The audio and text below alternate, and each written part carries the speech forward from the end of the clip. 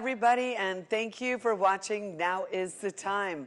Now is the time for you to step into your destiny that God has called for you in this season.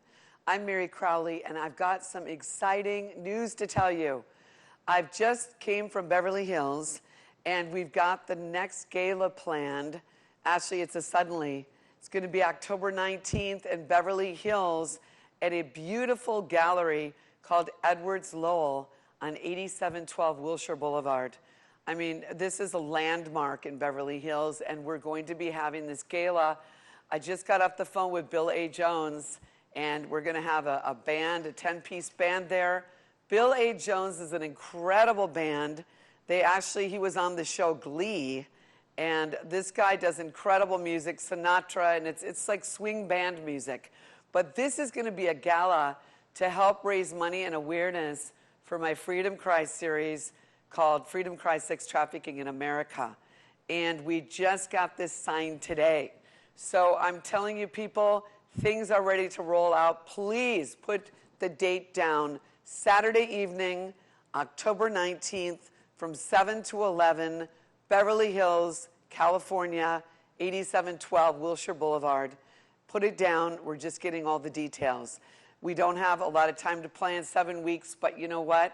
This is what God is doing. He's doing these suddenlies. He's doing these things that are happening quickly. And as we're coming up to Labor Day weekend, let me tell you, many of you have been birthing things for quite a while. And I really feel that God has a message for you today, that this is a season that no more delay, that it's time for things to happen quickly. In fact, Revelation 10, God gave me this word about a year ago, that it talks about there will be no more delay. And this is a new season of suddenlies. You know, we're coming into the Jewish year, the Jewish New Year, in Rosh Hashanah coming up in September, that it's going to be the year 5780. And we're coming into a new season as we're coming into next year of 2020, that God is making our vision 2020 perfect.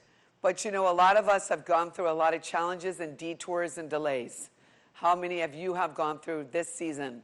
I know I have been down that road for quite a while now. But let me tell you, this is going to be your best season ever. And this is a word of the Lord for you. Expect divine suddenlies. Expect things to turn around quickly. Expect the money and the breakthrough that you have been believing for quite a while, all of a sudden to come.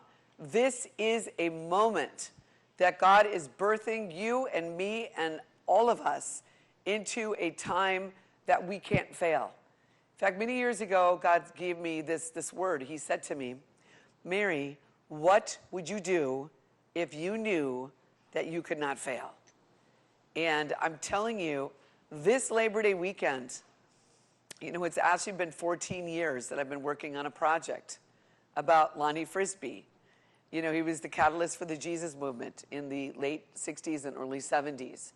And you know what? The average movie in Hollywood takes, according to Ted Baer of the Christian Movie Guide, 12 to 14 years to make. And so what I'm telling you, people, is don't lose heart if it seems like it's taken you a long time. This is a season that God is going to accelerate the time that we're going to be where we would have been had we not been delayed. And you know, the devil or the enemy does have some power to hinder things. You know, in fact, Paul says in the Bible several times that he says, we would have come to you, but Satan hindered us, or Satan blocked us. And so, you know, we don't give a lot of credit to Satan, because when Jesus died on the cross, he said, it is finished. But let me tell you, one thing, he does have the power. He does have some power on this earth. And so, but we have to take God. Jesus gave us the keys to the kingdom. So there's new keys being released to you today. And we have to expect that this is a new season. The season of surrender, the season of sorrow that you went through. Now you're coming into a season of suddenly and a season of splendor. You're coming into a season that you cannot fail. You know, it's coming to my mind again, this thing about, you know, Sylvester Stallone.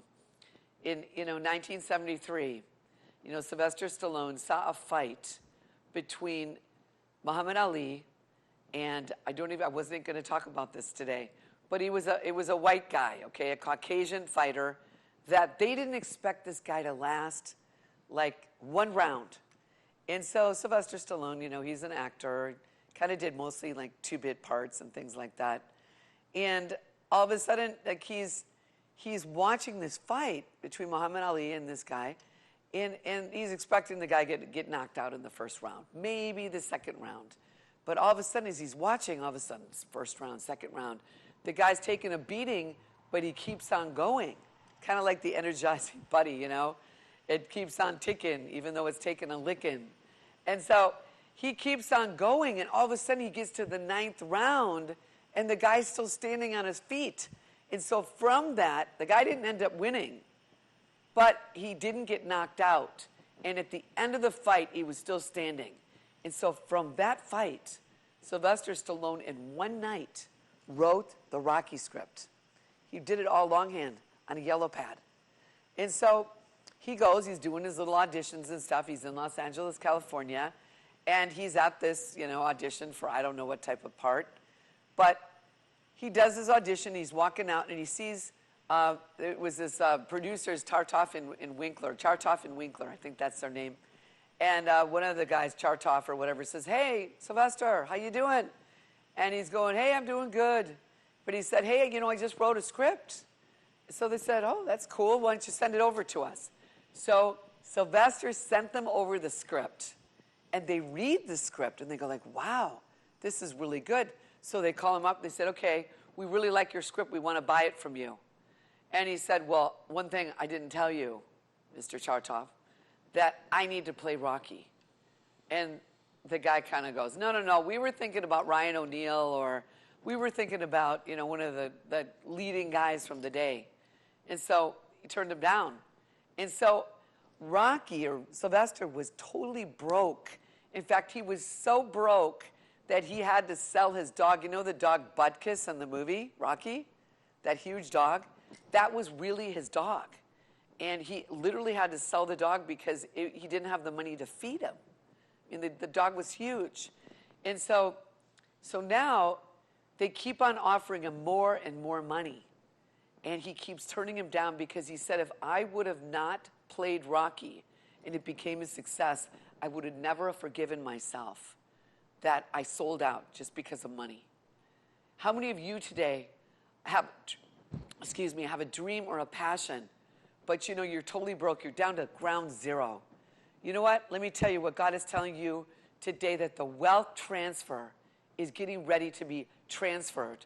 In fact, I sense right now in the spirit that there's angels, that the Lord is opening up a door. There's a businessman watching right now. And God is saying that business, that business deal that you've been waiting for, all of a sudden, boom, you're one phone call away from the greatest thing you've ever seen in your life.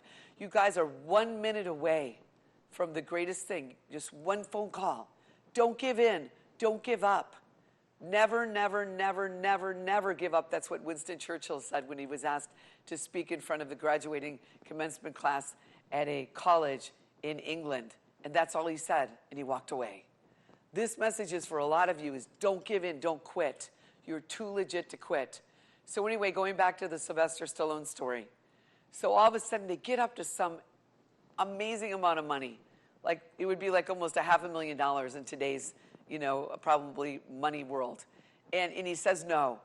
And something unusual happened. There was a man in Philadelphia that had a boxing gym. And somehow he ended up getting the script. And he reads it and he goes, wow. He calls off Mr. Chartoff and he says, hey, I'll give you $1.1 million if you do this Rocky movie here in our gym in Philadelphia. And so Chartoff calls off Sylvester and says, hey, we'll give you $35,000 to pay Rocky. And of course, Rocky he held on to his dream. And all of a sudden he goes, yes, I'll do it. And you know what he did with the first monies he got? He went and found his dog, and he found the guy that bought his dog, and he ended up having to give the guy like 15 grand to get his dog back. But he loved that dog so much, Butkus, that he was willing to pay that amount to get his dog back. So now they tell this story. You can Google this and watch this story. He tells this story in a documentary that talks about the making of Rocky 1. And so now they're making this movie and they're having to do stuff like on the fly. They're literally having to do it really lean, mean machine. And so what they do is they have, they're filming out of the back of a, remember when Rocky's running down the street, and it shows him in his gray workout outfit. And they're having to shoot it out of the back of a van without permits. And they're doing this like really below under the radar because normally you have to pay for permits to do this stuff. And so they finally get it all done, finished, it's all ready to go. And they package it up. And Rocky or Sylvester, they're screening it at the Directors Guild of America in front of all these directors. And he's in the back row with him and his mom, Jackie Stallone. I've actually met her before. She's quite a character. Anyway, let me tell you this. They're screening it in front of the hardest audience in the world, these directors. And so the end of the movie is done. Lights come up. There's not a sound in the theater. And they all get up, and they all walk out, and they all walk out of the room, and he's left in the room with his mom alone. And he puts his head in his hands. He goes, Mom. He goes, this was my time. She said, maybe next time, honey. He goes, no, Mom, this was my time. Because he felt he was a failure. He felt they should have clapped or said something or whatever, but it was complete silence. And so all of a sudden, he waits till they're all gone. In the Directors Guild of America, the way it's situated is the theater, and when you come out of the theater, there's like a spiral staircase going down, and then there's a foyer below, and, there's like a lobby below. And so as he waits, they're all gone. He goes out, and all of a sudden, they're all waiting for him, and they start cheering for Sylvester because they approved of what he did. They actually were amazed about seeing that movie. And so they all started cheering for him. And, that movie, Rocky, it was up for 10 Academy Awards. I think it won Best Picture. I think it won 2 or 3. I wasn't planning on talking about this today. But let me tell you, Sylvester Stallone held on to his dream. He was too legit to quit. And he went all the way. And it paid off big time. Now I think we're on Rocky, what is it, like 8 or 9 or something like that? But let me tell you, it became an icon in America, the Rocky story. Anytime you hear that song, da-da-da-da-da, da-da-da-da-da, and, it's all about freedom. He fought for freedom. In fact, I guess, for years they had a statue of Rocky on the stairs of whatever it is in Philadelphia. That's where the Liberty Bell hangs, and in the city of Philadelphia, the city of brotherly love. So what God is telling you today is hold on to your dream. You're too legit to quit. We will reap if we don't quit. We're right at this point of labor. I've had 3 children. And I remember with my third one, Jason, he was born, he was actually due like sometime in June. I forget what my due date was. It's quite a long time ago. But let me tell you, my due date came and went. And I was overdue by 2 weeks. So I set up, they call it, they were going to induce me on July 1st. And I was all set to go to the hospital, had everything packed. I had my other 2 kids ready to go to be with my friends because we lived in Dallas, Texas, and all my family was in the Midwest in the Twin Cities. So I was worried, like, okay, what about if it's in the middle of the night, and where do I go, and what's going to happen? And so God set it all up because I already had everything scheduled for Jeremy and Christina to go to my friend Ron and Carolyn's house and everything. I got up that morning to get ready to go to the hospital and get induced by the doctor when I started having my own contractions. And so when I went into the hospital, I was almost 8 centimeters. Literally, I got in the hospital. I had Jason in 1 hour. What was overdue, he came so quickly. So this Labor Day weekend, why I'm saying all this, some of you guys feel like you're overdue. You've been carrying this baby for a long time.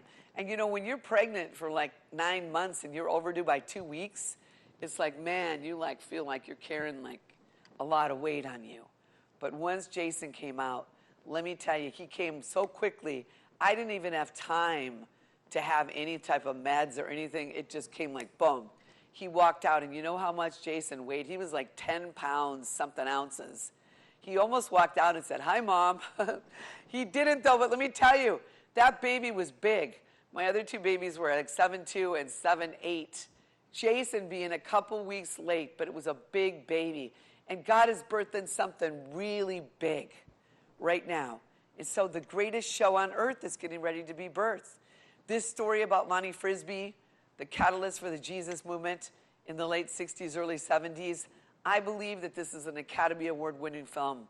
All these movies that have come out, you know, including Rocket Man, Elton John's story, you know, Once Upon a Time in Hollywood that was just released within the last month or two, all about, you know, the summer of 1969 with Sharon Tate and the whole Manson, you know, murders and things like that.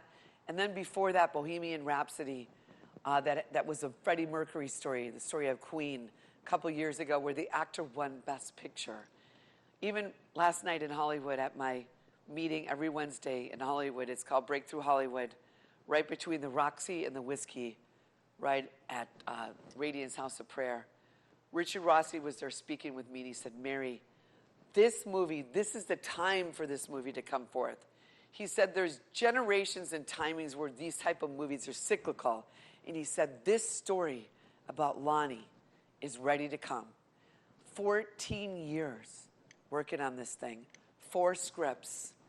You don't know the amount of pain that I've gone through. It wasn't my pain.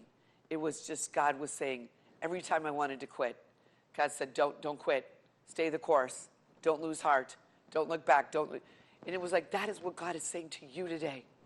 Don't lose heart. I feel like God's passion for you guys right now. I can feel this right now. There's so many of you guys that are so ready to quit. You said, I've been waiting for a husband for so long, and God is not coming. I've been waiting for this dream about this business. It seems like I've given up so many times, but God kept saying, no, don't give up. I just feel like there's some people, there's so many dreams. You're so close. Just like this Rocky story. Sylvester Stallone, he was given massive amounts that they were going to give him. And he just, every time he said, if I would have given in. And Ryan O'Neal, can you imagine Ryan O'Neal playing Rocky? No way, Jose. I mean, I'm just telling you, he knew he had to play Rocky. He knew that was him. You know, yo, Adrian, you know, and the whole story. It was Rocky with Sylvester. And you know what? During that time in history, in 1973, because I study film, all the movies up until that point were really dark. I mean, that was, you know, because I study history and times. According to Randy, who wrote, I was often work with James Cameron, and he told me he wrote my script about Lonnie Frisbee. He said it was up to that time, the movies got really dark because, you know, as the Vietnam War was on, you know, Roe versus Wade, the abortion ruling passed in 1973. There was a lot of dark stuff that happened in 1973, but let me tell you, Rocky was birthed in 1973. And you know what? When it was released in 75, everyone cheered for it because he became a hero. People wanted to say, yeah, Rocky, keep going. It was the underdog guy fighting against Apollo Creed. You know what? Though you might look like you've been knocked down, you're not knocked out. So you know what? You keep getting up again. And you know what? The Bible says the wise man, though he fall, you just got to keep getting up because it says you will reap if you don't quit because you're too legit to quit. So you know what? Romans 8:28, yesterday we had 8:28 in Hollywood. All things work together for good to those who are the called according to his purpose. God is going to use all of this stuff to work together for your good. So let me tell you, I'm closing it out now. I just got a few minutes left. I'm doing this new Freedom Ball. It's going to be in Beverly Hills, raising money for these victims of sex trafficking and for my movie Freedom Cry. I'm looking for sponsors who are going to want to sponsor this gala in Beverly Hills. You know what? You guys can go to my website. We don't even have this up on my website yet. But you know what?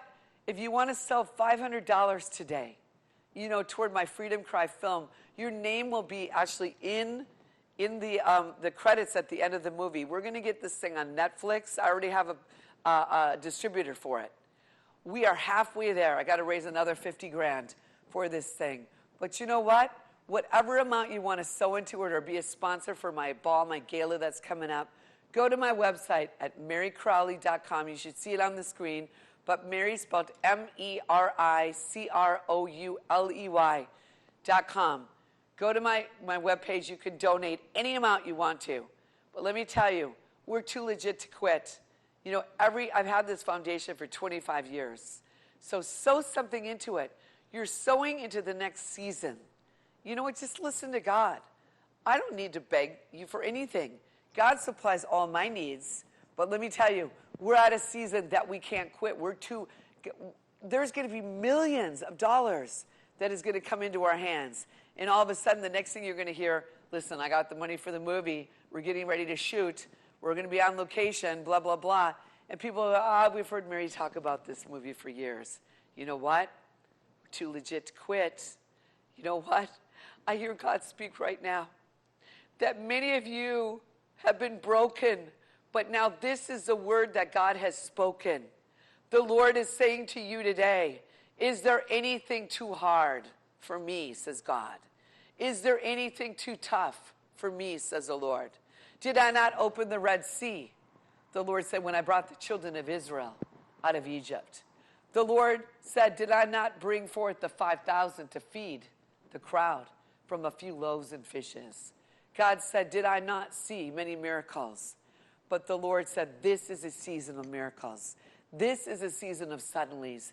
This is an hour that you can't fail as long as you stay to tell my tale. The Lord said, don't I always wait until it almost looks too late? Because I want to see if you will celebrate, if you will believe in me. I want to see if you will have the faith to believe. But the Lord said, whose report are you going to believe? Will you believe that if God be for you, who will be against you? Will you believe that there's nothing impossible with God? Will you believe, says the Lord, that I'm a good God, I'm a good Father, and that I haven't brought you this far to leave you? Will you believe that I haven't brought you to birth, to that time of birth, and will I not deliver you? As this Labor Day weekend is here, I want you not to fear, but I want you to cheer that this is your year. This is the time of suddenlies, that everything that I told you will come on track, that everything that I said, I've got your back. And now the Lord said, do not lose heart, do not lose hope, for this is the hour that you won't just cope. This is the hour that I'm bringing you in. The word for you is win, win, win. Coming to you from California, getting ready for the Freedom Ball in Beverly Hills, October 19th. Mary Crouley excited that God is ready to do something new. Get ready. It's your breakthrough. See you next week.